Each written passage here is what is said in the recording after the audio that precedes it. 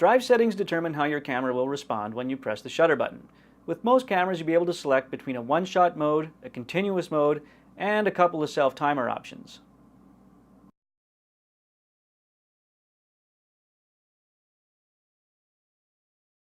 With one-shot mode, when you press the shutter button, only one photo is taken. This is good for static shots like landscapes, for example. If you use a continuous mode for this kind of shooting, you'll likely just end up with a series of identical photos, which eats up space on your memory card and wastes time in post-production.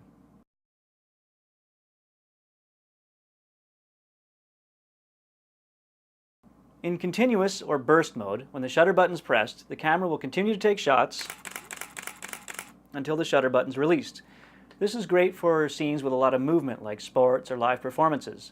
Now, the camera will have a maximum number of shots it can take per second, but this can be slowed down by different settings or different kinds of hardware. Shooting larger RAW files will put more demand on the processor, so it can slow down the frame rate.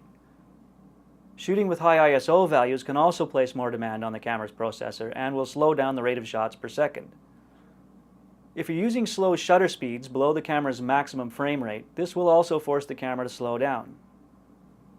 A flash requires time in between firing to recharge, so will also slow down the camera. Different types of memory cards have different speeds at which they can record data, possibly slowing down the camera's frame rate. Cameras will also have a maximum number of shots they can take before the processor has to stop and process all the data, but this will vary from camera to camera.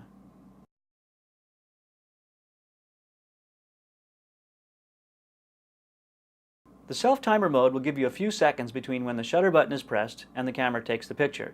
This is useful for getting yourself into shots or to prevent camera shake when using long exposures. If you're taking a long exposure, any movement of the camera will cause the image to blur, even when on a tripod.